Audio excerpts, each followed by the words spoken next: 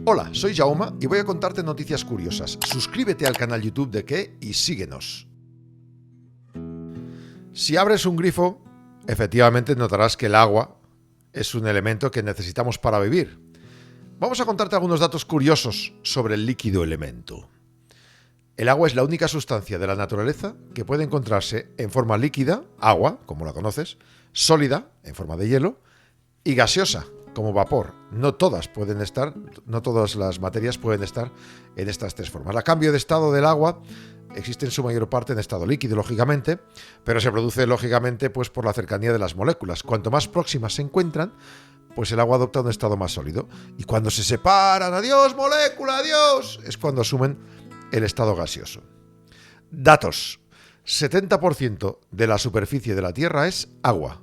Por muy paradójico que suene, a pesar de su nombre, solamente un 30% de la Tierra es tierra. De este porcentaje de agua, del 70%, el 96% son mares y océanos. Y solo el 3% de toda el agua que tenemos en el planeta es dulce, es decir, que la podemos beber. ¿Dónde la encontramos? En ríos, lagos, arroyos y acuíferos subterráneos, por ejemplo, además de estar congelada. Y ya que profundizamos en las cifras, dentro del agua dulce hay un 69% que corresponde a agua congelada, aunque esta cifra va disminuyendo por el cambio climático. Hay un número, el 0,007% del agua, que solo esa es potable. La Tierra tiene 525 millones de kilómetros cúbicos de agua, una barbaridad. La cantidad que contiene nuestro planeta no ha disminuido ni aumentado en los últimos 2.000 millones de años. Solamente ese pequeño porcentaje es apto para el consumo. De ahí que hasta el 40% de la población total del mundo necesite agua, tenga escasez. Más de 1.000 millones de personas no tienen acceso real a fuentes directas de agua potable. El 80% del agua que hay en los continentes está en la superficie y el 20% restante está bajo tierra o en forma de vapor de agua atmosférico. Más datos, ya que os estoy contando más cositas, pues que el 2% del agua de la Tierra es dulce. De esa cantidad, el 0,5% está en depósitos subterráneos y el 0,01% en ríos y lagos. Del agua dulce del planeta, la Antártida acumula el 90%. O sea, estamos viviendo con el resto. El cuerpo humano tiene un promedio de 37 litros de agua. Eso equivale a 2/3 de nuestra masa corporal de un adulto. Si te mides y te pesas, 2/3 de lo que eres es agua. El cerebro, por ejemplo, tiene un 75% de agua, los huesos un 25% y la sangre, el 83% es agua. Vamos al exterior, tuberías. Una tubería que gotea, toc, toc, toc, desperdicia más de 75 litros de agua por día. Durante una ducha de 5 minutos, según como sea la cebolla del grifo, utilizaremos entre 95 y 190 litros de agua. Y en cada descarga del lavabo, del retrete, consumimos entre 7,5 litros y 26 litros de agua.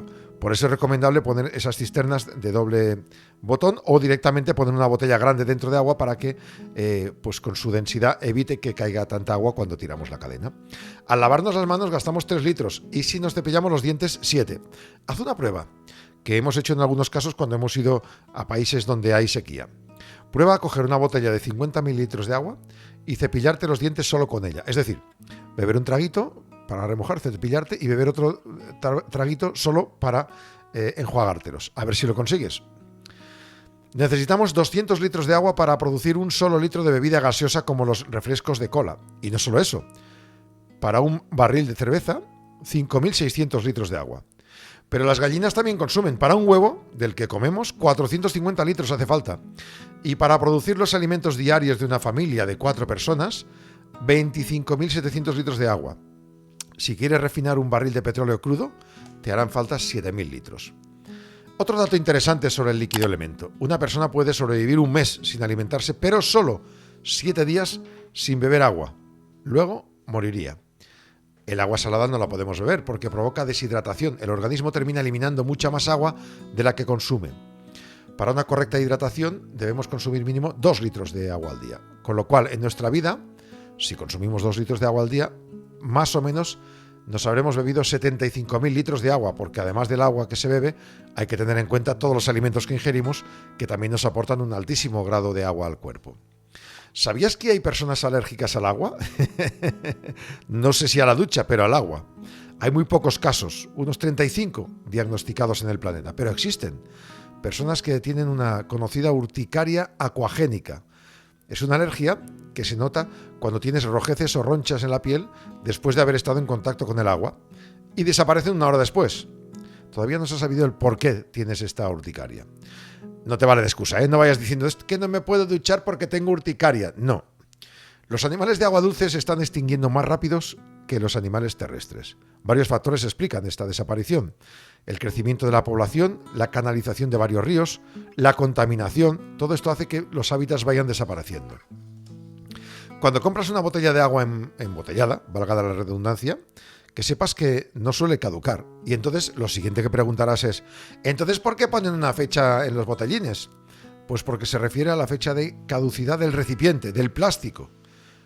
Las diferentes clases de agua mineral que se embotellan no se estropean, pero la botella, el elemento que la guarda sí, el plástico sobre todo, y por tanto es bueno, es necesario, es interesante consumirla antes de la fecha de caducidad para que no pierda propiedades organolépticas, incluso nos pueda sentar mal. Un excesivo consumo de agua puede ser muy malo, de hecho nos puede hasta matar.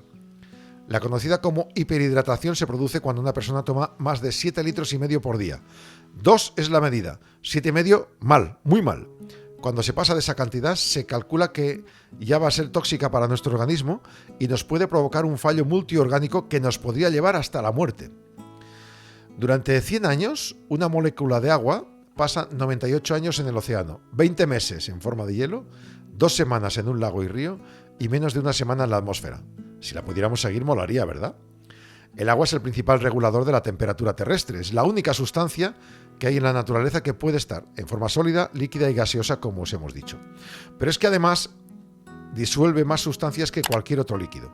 Por tanto, el agua se puede considerar y definir como el disolvente universal. De ahí su tendencia a contaminarse, claro, porque la usamos demasiado. Cada día el Sol evapora más de 1 billón un billón de toneladas de agua que quedará en la atmósfera hasta que vuelva a la superficie en forma de lluvia. 1 billón de toneladas. Y un solo árbol pierde por evaporación 265 litros de agua por día. Una hectárea de maíz evapora en un día 30.000 litros de agua. Son muchos datos, pero seguro que alguno de ellos no lo conocías. Por ejemplo, que el agua congelada pesa un 9% menos que el agua en estado líquido. Es por eso que el hielo flota sobre el agua. ¿Te habías dado cuenta, que sí? Para que el agua sea salada basta con que tenga una milésima parte de su peso en sal. Ya con eso será agua salada. Más de 1.100 millones de personas en el mundo no tienen acceso a las fuentes directas de agua potable y millones de mujeres y niños caminan más de 10 kilómetros al día para conseguir agua potable para su casa. Esa falta de agua causa la muerte de 4.500 niños al día, en su mayoría en países en estado de desarrollo, lógicamente. Y también hay enfermedades relacionadas con la calidad de agua. Cada año mueren 3,5 millones de personas por ese motivo.